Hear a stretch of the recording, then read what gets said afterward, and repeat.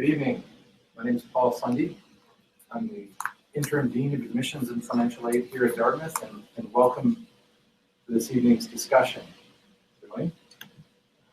Hi everybody, I'm Dino Koff. I'm the Director of Financial Aid.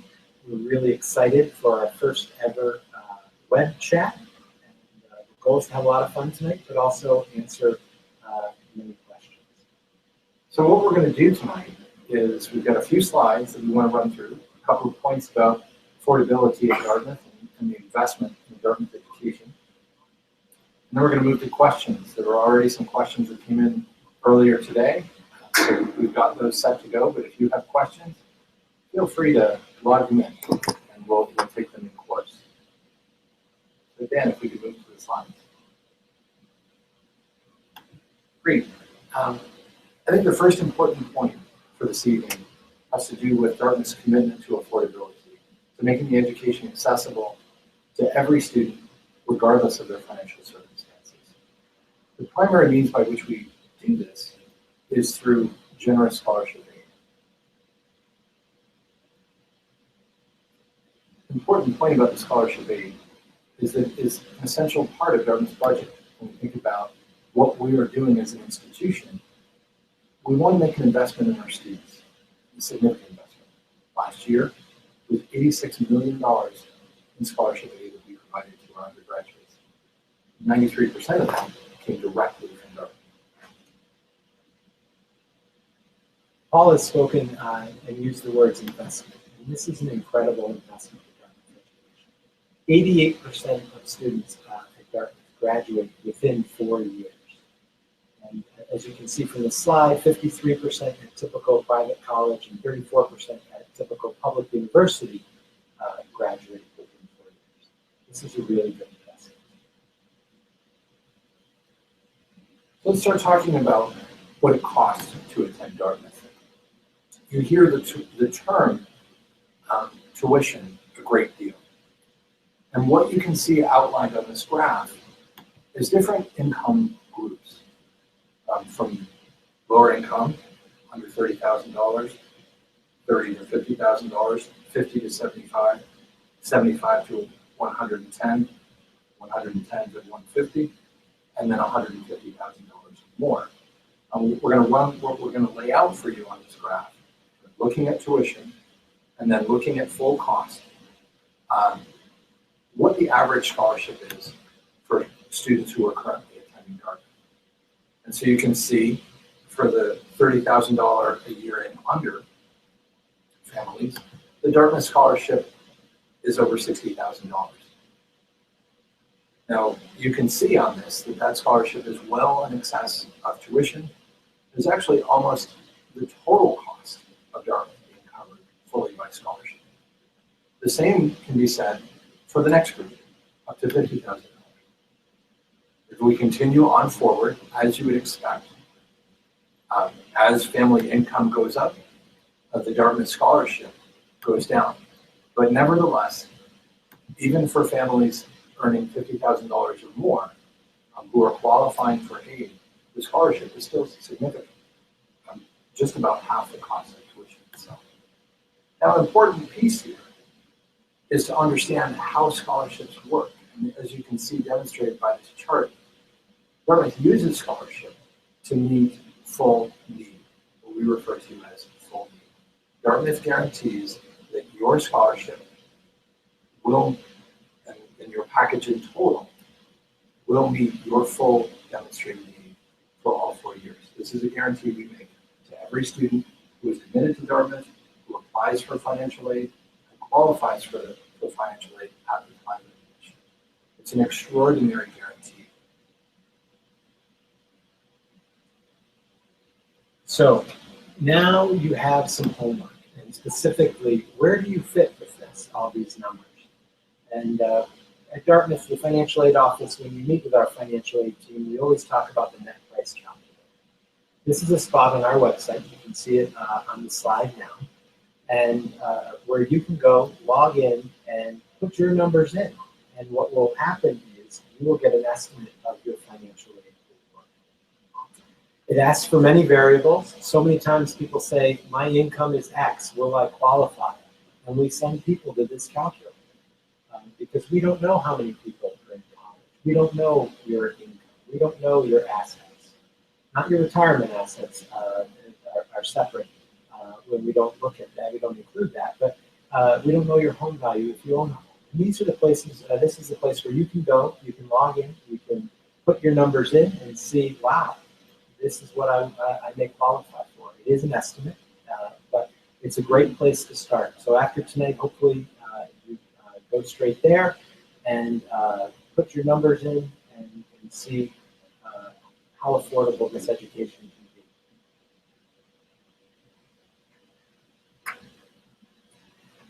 So now we want to talk about the award letter. And I think Dartmouth does a great job when awarding students of trying to make this as easy as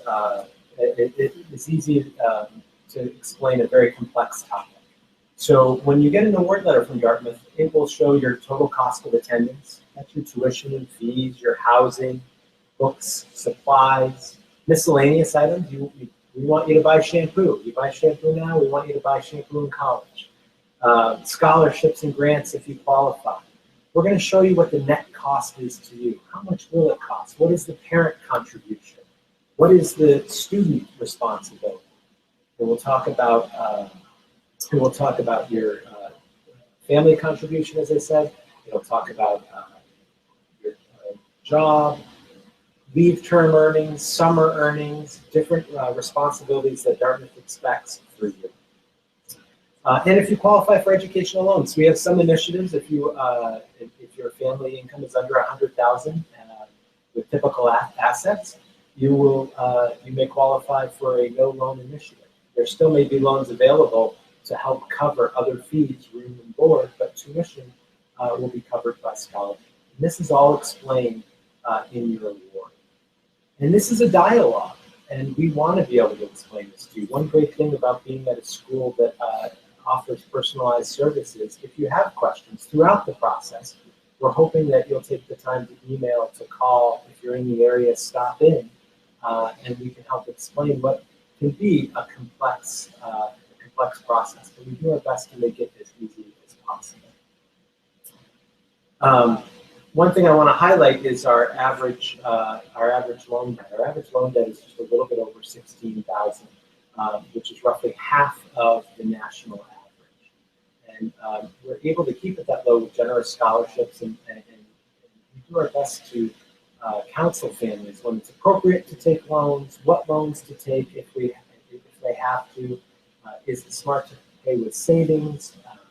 These are all discussions that we can have with an incredibly experienced financial aid team. Great. Thanks, Dino. So now we've got time for questions. We're going to have questions fed to us here by an iPad, and I think Dino and I will just take them back and forth, and we'll see how that goes. I hope that the slides that we went through were helpful. If you have questions about those or questions about anything else, please let us know. So we've got our first one. I am curious how much you would consider the scholarship requirements from students as part of the admissions process, since it is need aware now. So this is a question about Dartmouth's admissions policies, actually opposed to financial aid policies. Dartmouth is in our admissions process for students who are international students. There are some exceptions to this, but generally for international students, the admissions process does take into account, among all other factors, the students who for U.S. citizens, for permanent residents, for what is referred to as qualified non-citizens, and that's explained on the website, and for undocumented students in the United States. The Dartmouth admissions process is need-blind. Well, let's set that aside for a moment. For those who are operating under the need-aware circumstance, a student's ability to pay for a Dartmouth education may be one factor in the selection process, along with all of the other factors that we're considering. However, once Dartmouth makes an offer of admission to a student, any student who applies for and qualifies for financial aid at the time of their offer of admission, we guarantee to meet 100% of that student's demonstrated need for all 4 years. Anything to add on that question? No, I think you answered that very well. Okay, great. Thank you. So, what are the requirements for financial aid? And I think on our website, there is actually on our website, there's a checklist of different requirements that one needs to do to apply for financial aid. The FAFSA, the profile, taxes, institutional application, and there's a full checklist that will take you line by line through each requirement. And we can definitely, sometimes people are delayed in getting their taxes in, and if you have some specific circumstances that that you would like to talk about, many times we'll have families call to explain different circumstances. Great. So the next question I see is the common application fee mandatory for everyone? And the simple answer to that is no.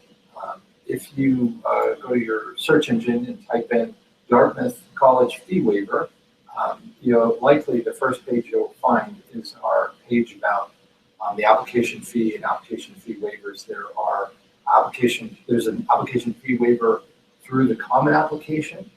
And then in addition to the common application opportunities for fee waivers, the Dartmouth Admissions Office also has a list of qualifying conditions for a fee waiver.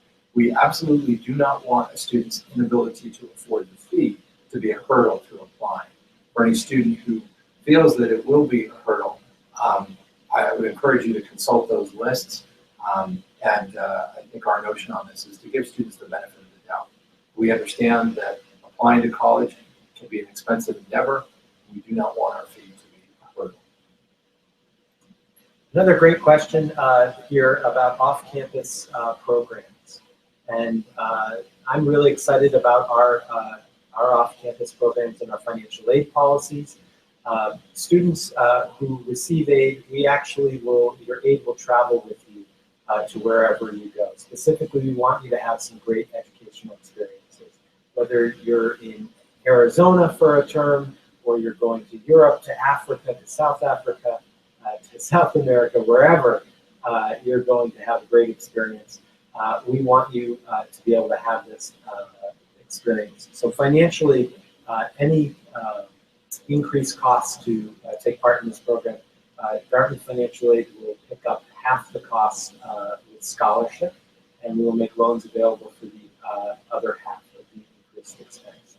So yes, it is maybe a little bit more expensive to go with airfare to Africa. We may have some different programs, different fees within programs, but we want you to have those educational experiences.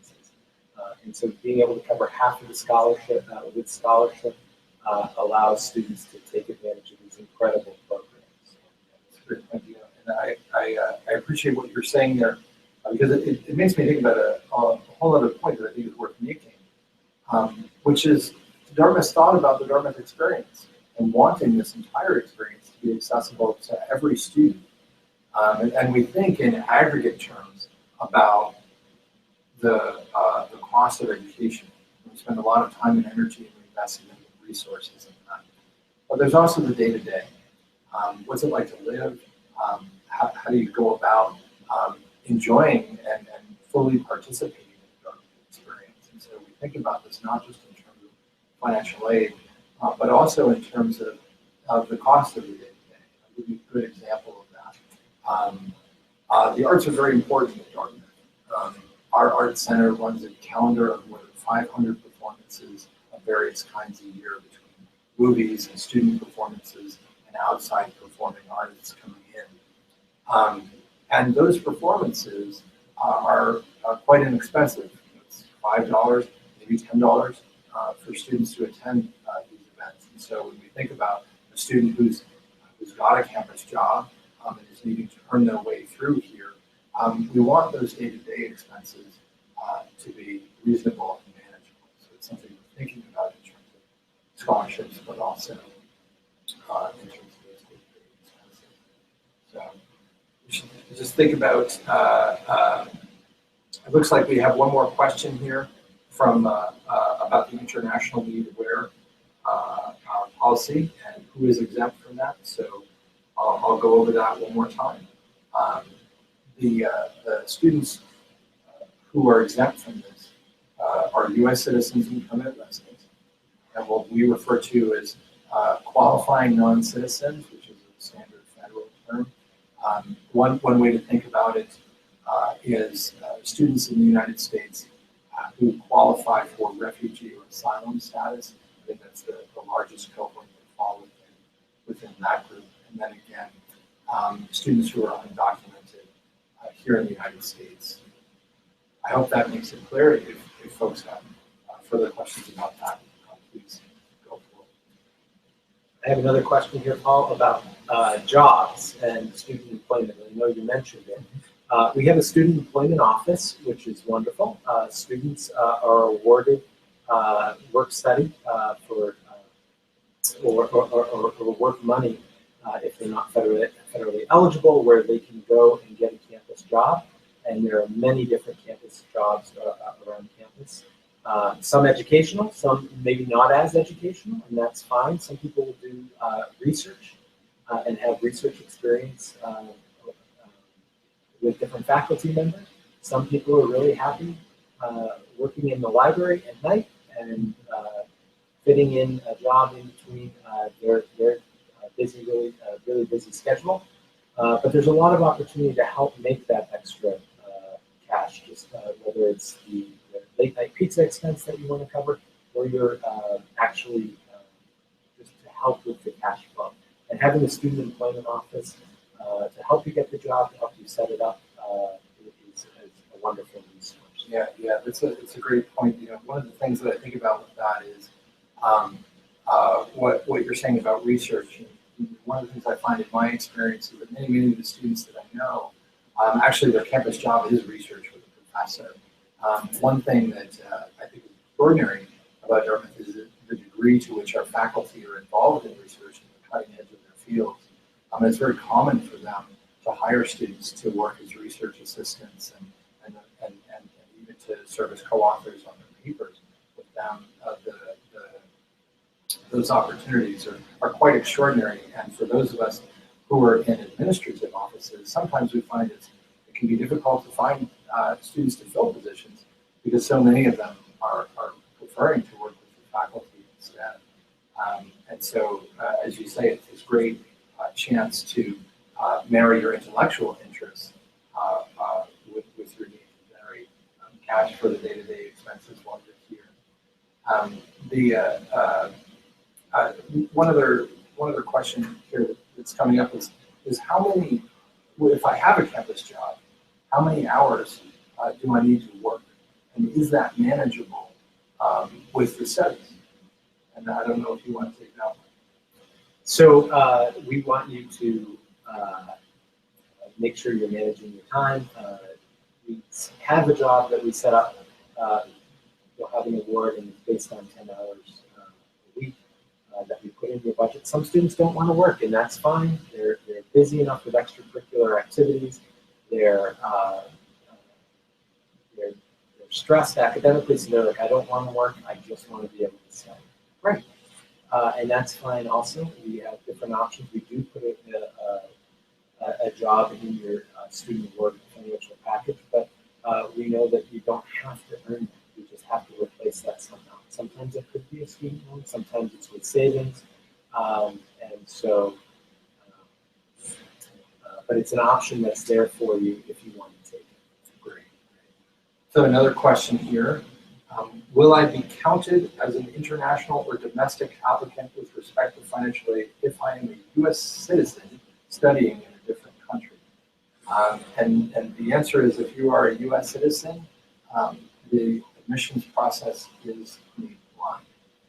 But it's an important point for U.S. students, citizens who are studying abroad. It really speaks to the holistic nature of the admissions process. And when we're going through the process of selecting candidates, we want to know everything about them. We want to understand what their experiences have been, what their perspectives are. And for students from the United States who are studying abroad, your international experience will very much be part of your candidacy. We'll be very curious about how that impacts your outlook, and what kinds of pursuits you have engaged in, and your interests, perhaps impacted by where you've been studying. So when do I apply for financial aid? And that's a great question. We work with admissions in terms of when admissions is ready to admit somebody, we will, if their financial aid paperwork is complete, if we have the profile, if we have the FAFSA, if we have the taxes, institutional application, we're ready to create the award. And when we go live with admissions decisions, we also go live with our financial aid decisions. So you don't want to wait and say, hey, did I get into Dartmouth and then apply? Because we want to, we hope to wow you with some great information when we release the financial aid awards with the admissions decision. So January 1 this year, the FAFSA is, the FAFSA door opens up for year 16, 17, so you can begin to do that. That form at that time, the profile is ready to take your information. And so getting everything in the middle of February, recognizing some people don't get their taxes done right away, but that's just communicating with us about your individual circumstance. Yeah. I actually wanted to ask a follow-up to that one, Dino. So I've just been admitted to Dartmouth, and I have this lovely financial aid award, but I'm still not sure how to make this work. What should I do? We would like to hear from you. We want a phone call saying with that question. We want to be able to walk through the award with you, and if you're local or going to be local, we want to meet with you, and we meet one-on-one with students, we meet with families to go over awards. We want people to know that there's an avenue to make this happen and to keep the access door open. Great, thanks. And so this next one's, what are the academic and credit requirements for renewing need-based aid? And is there a maximum number of terms to which the aid will apply? So we want everybody to be in academic good standing. We want you to pass your courses. We don't want you to be in front of the committee on standards. But in terms of renewing our aid, and this is a great question because it does mention need-based aid. And all of our Dartmouth aid is 100% need-based. So students are amazing. Their SATs are really strong. GPAs are great. Extracurriculars are awesome. And all of that stays with admissions. And so we go straight on the financial numbers. And so thank you for clarifying need-based aid. So merit aid, we don't have. Those numbers stay with Paul and his admissions team. But renewing your award, you do fill out, you do apply each year. And when you apply, we're giving you an award for, you apply to renew each year, but 12 terms of scholarship. And rarely we're seeing people with, they have to apply for an exception for a 13th term, but we're here to give you 12 terms of scholarship. For most of the students, that's more than enough. We do have a process in place in case we have students who may need to take that extra and have a 13th term to apply for a waiver. And then what can make a student independent from her or his parents? So that's a really interesting question. It is a hurdle to jump over, and we don't see too many students who are traditional age who are defined as dependent but request a waiver to be independent. And that's one of the situations that you'll work with our financial aid team to be able to talk about the process. And it's very individualized because everybody has different experiences, and that's where we want to talk to you. It is a difficult hurdle to jump over, but there is, again, another process in place to work on that. And one of the things that makes me think of is you talked about numbers, and I think you made the point a couple of times now about individualized, working one-on-one with people. Is everything formulaic, or do you have an opportunity to understand a circumstance and exercise a certain degree of professional judgment. That's a really good point, Paul. And formulaic, I'm not sure, did we just create that word? I don't know. We may have just created the word, but you'll see from when you go to the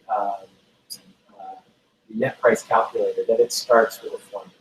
But people do have different experiences, and life happens sometimes, and what's showing on paper isn't always what's actually happening. So in a family, with a family. So that's again where we want to hear about unique experiences, and that's where you'll work with the team. And so yes, there are formulas, but there's always a place to talk about different unique experiences where, hey, I know what this shows, but this is not actually the case. What can we do? And sometimes, again, it's a dialogue. Sometimes it's wonderful that you'll know that we'll be listening. Sometimes you may not like our answer, but we know we're going to have a good discussion. Great. And I just checked according to Google, formula is the word. Okay, that's great. But if you have other words that you want to make up and tell us about, just type them in. We'll look forward to them. You can add your definition too. So what can make a student, oh, whoops, I read that one. What is needed to document parents' income, domestic and international? So you mentioned the FAFSA before. So we have the FAFSA, we have the profile. On international students, we do a very good job of doing our best. Sometimes there's not a tax system in different countries, and we work with you for different documents to be able to analyze. And sometimes we go back to families saying we need a little bit more information or different information. But again, that's another case where we'll work with a family individually. Right. So things are specified on the website, but there may be other circumstances depending on your country's tax system. Correct. Is health insurance included in your total cost? So that's a great question. Dartmouth has a great policy for students on financial aid. With need, demonstrated need, we will pick up and actually put in a health insurance for half the cost of the health insurance premium. We will put in a scholarship dollars. So this year, I think it's roughly $2,600, and after we get the list of the students who are on Dartmouth health insurance, we will put in this year roughly a $1,300 scholarship to help cover health insurance. Right. So it sounds like if a student doesn't have health insurance through their own provider or their family's provider, they can get health insurance through Dartmouth, and it will cost them about $1,300 per year in coverage as an individual on the system. We'll fund the other $1,300 out of Dartmouth scholarship. That's right? Absolutely okay. So the next one is the award different for low-income and first-generation students? So let's take each one of those. It is what Dartmouth is doing is guaranteeing to be 100% of a student's demonstrated need for all 4 years. So if a student is a lower-income student, it's likely to anticipate that they will have greater financial need, and so therefore their scholarship will be larger than if a student is coming from a higher income.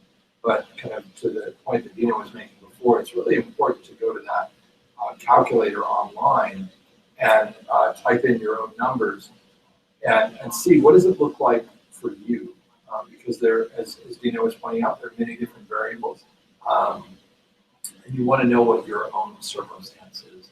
But referencing what we were looking at before, when we think about low income, if we want to take a family income of $50,000 or less on average, those families are qualifying for scholarships over $62,000. And so that would be a low income circumstance. And then another thing that we looked at was for students coming from families that are earning $150,000 or more, but qualifying for financial aid. On average, those students were receiving scholarships of just about $25,000. So you see there's a difference on average, but it's very, very important to understand your individual circumstance. So as a first generation student, that isn't a feature of the analysis for financial aid. What I will say is that in the admissions process, we think about the diversity of our student body very carefully. And one of the things that we're very interested in is drawing together a diverse group of students who've had a variety of different experiences and again, perspectives that come from those different experiences. And so when we think about a student who is perhaps first in their family to attend college, they may have a different perspective than a student who's coming from a family where their parents have attended college.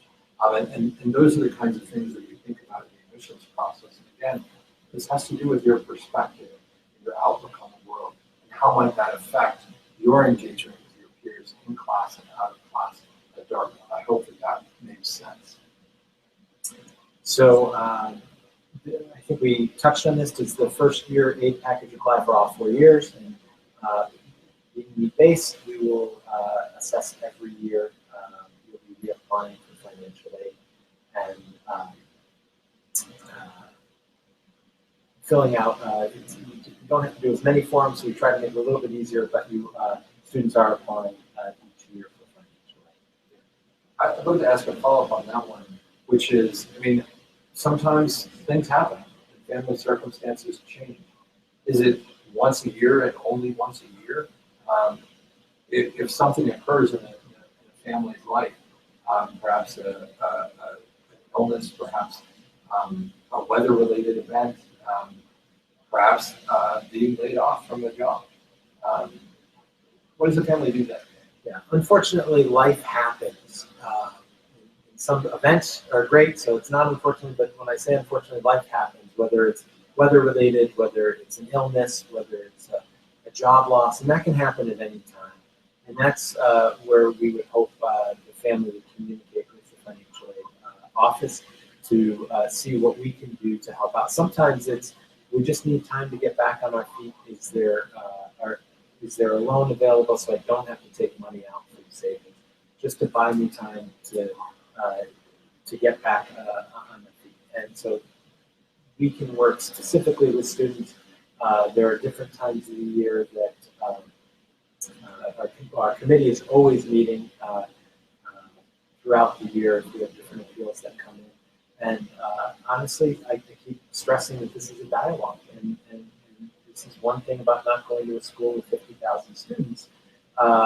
This is wonderful that I hope you get to work with the financial aid office and recognize that they're listening and to you. And again, sometimes you don't always get the answer you want, but this is a dialogue, and you know that people are going to be there, and we're going to do our best to help you. Yeah, I think that's a great point. Early at the beginning, we showed some slides, and one of those slides illustrated that just about 90% of Dartmouth students graduate within 4 years. That's actually one of the highest rates of graduation in the country. And a big reason that graduation rate is as high as it is because of members of the Dartmouth community, like the financial aid staff.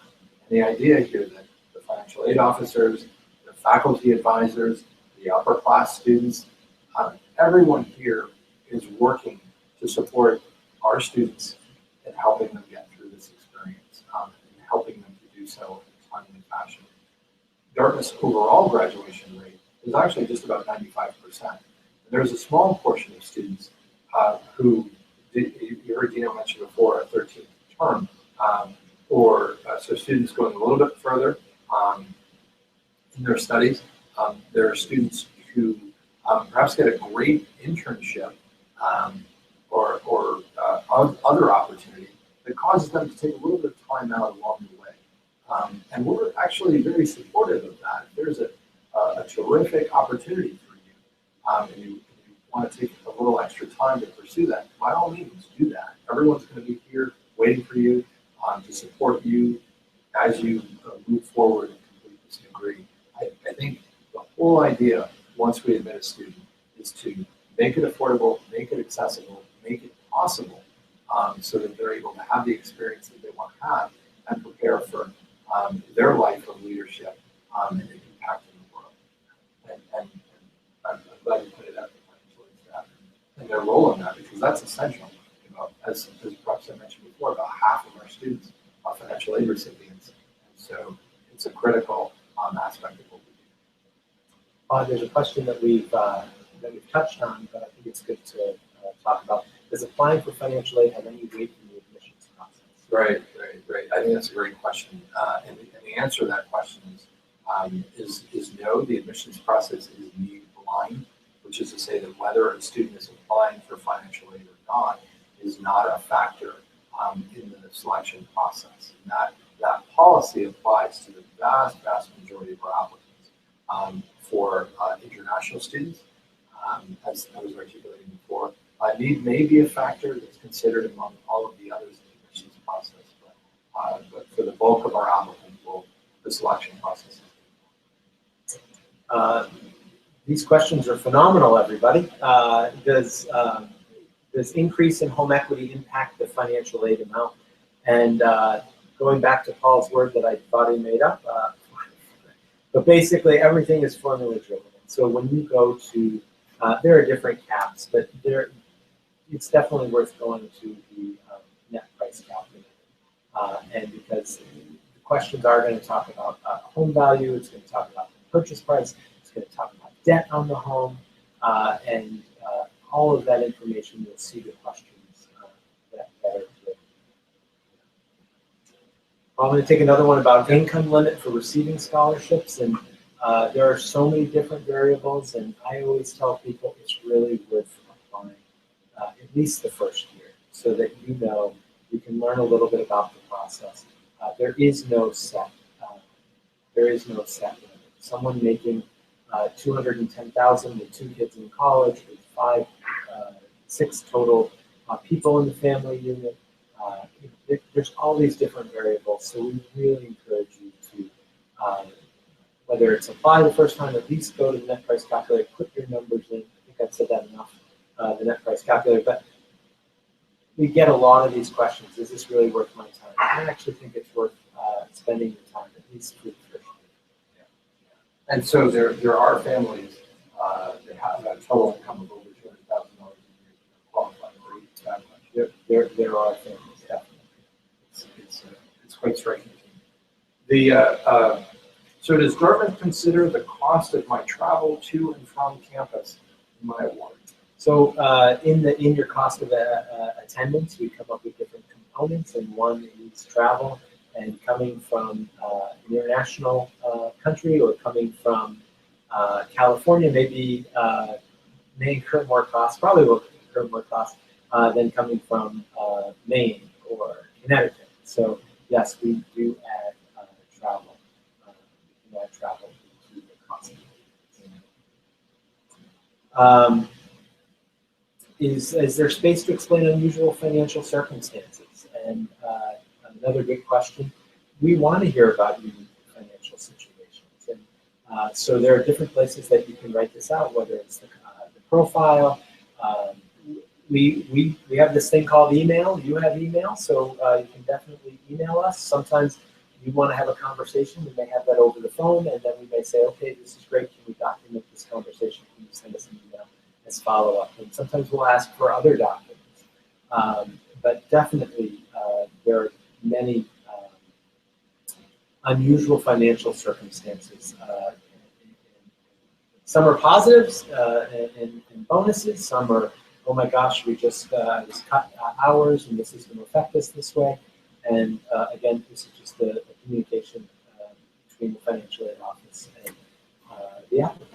So actually, that's a great point, and related to that.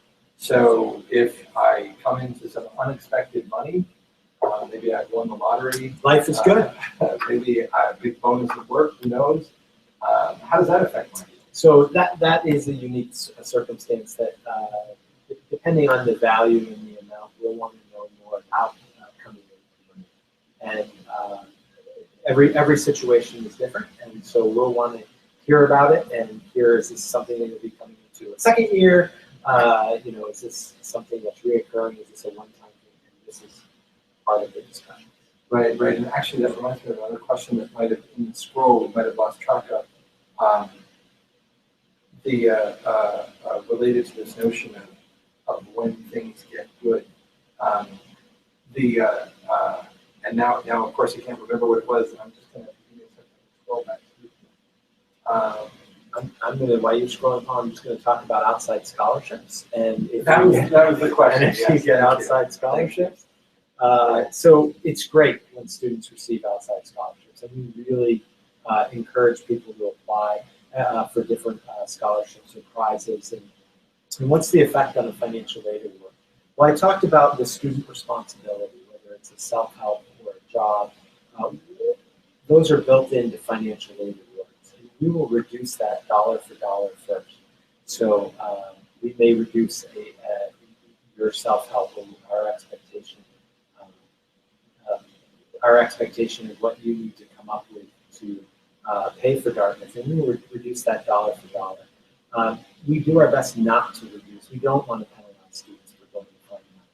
But sometimes if the award is, if someone brings in a significant scholarship, there are some different formulas that we have to sometimes reduce a student scholarship, Dartmouth scholarship, but it's definitely worth applying because it will help you with self-help and help you with jobs that we will decrease that first before, and sometimes we can discuss decrease family contribution to different levels before we have to touch the Dartmouth scholarship. Right, right. So I want to go a little further on this because I think we have a fair number of students who will get, whether it's a scholarship from a local group or a national scholarship of some kind.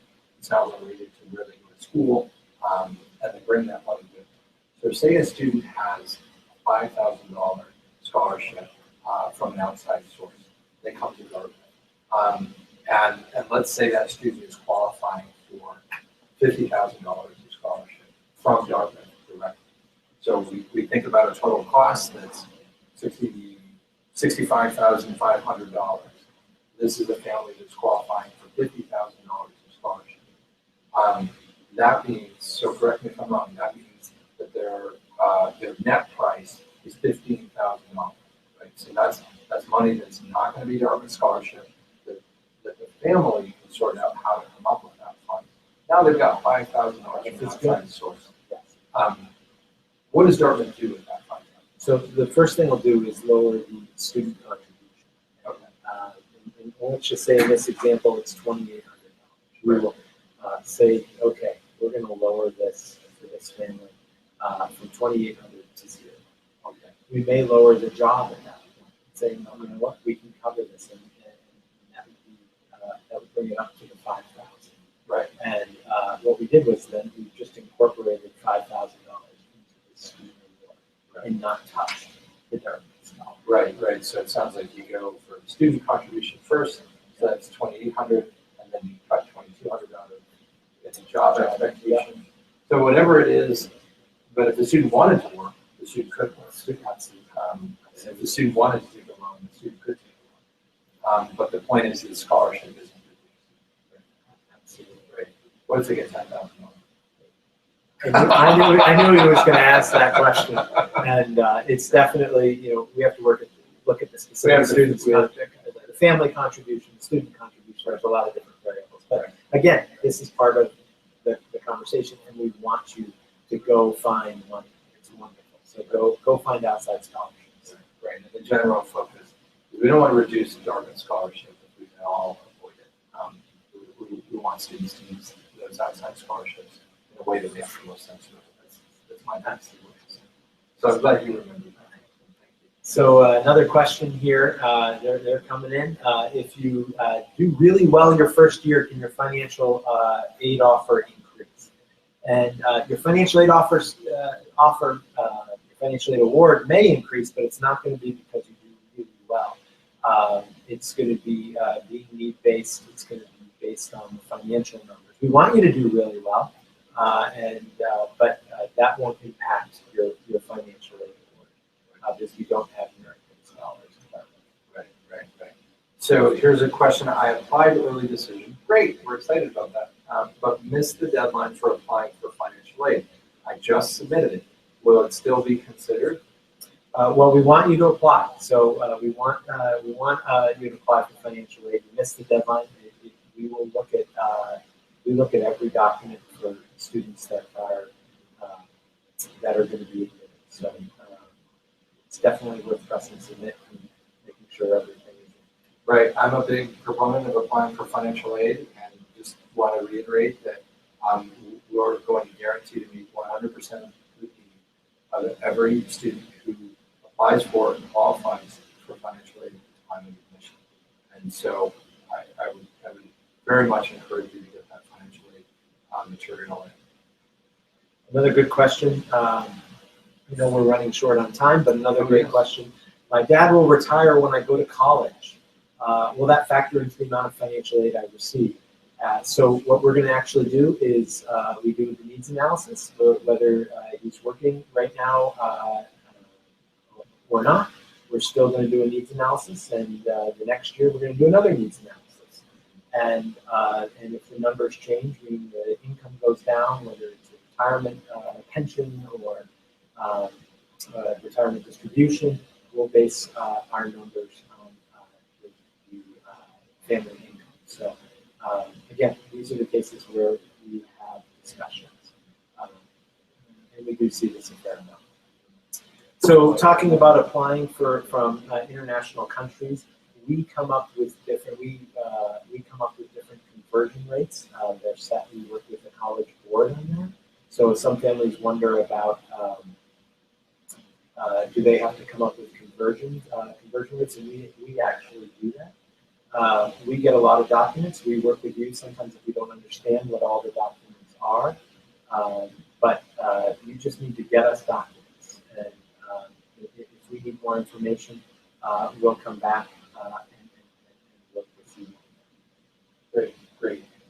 So we're just about out of time. I think I'm looking at some of these questions, and I think that we have answered the questions that have come through.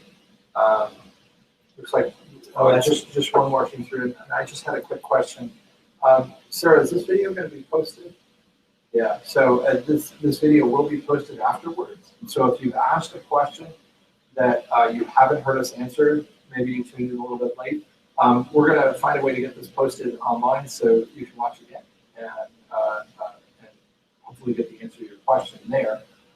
Or we're going to be having a Facebook chat. We're going to do another online chat. I don't think we're going to do a video of that chat. No, we're not doing it. Tonight is quite enough for now. But that will be on December 22nd at 8 p.m. Eastern time. So there'll be more news about that coming up, so you'll have another chance to ask her a question. I just wanted to wrap up on one point, which is why we do this. And as hopefully you know, Dartmouth has long been recognized as offering one of the strongest undergraduate educations anywhere in the world. We're very proud of this, and we work very hard on this. And it means significant investment in our faculty, significant investment in our campus facilities, significant investment in our program development, in our academic offering, and significant investment in our students. We very much view our students as a critical resource to the educational mission of Dartmouth. And so just as we're investing in all of those other things, we're investing in you. We want to make this experience affordable. We want to make it accessible. We want every student at Dartmouth to be able to fully participate and have a robust Dartmouth experience. And so this notion of investing over $80 million each year in scholarship aid is critical to who we are as Dartmouth. So we very much appreciate your attention this evening. We sincerely hope that if you haven't applied, you will soon, both for admission and for financial aid. If you haven't yet applied, we look forward to reading your application when you do apply.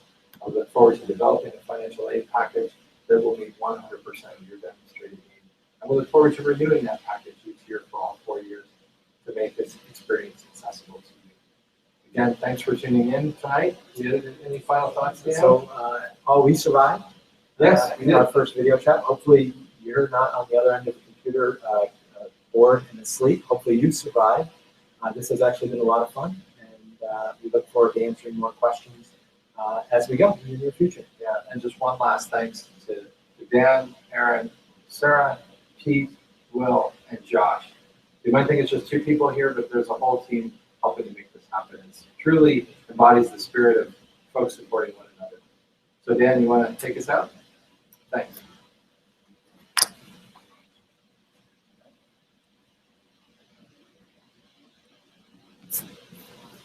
Pretty much it did.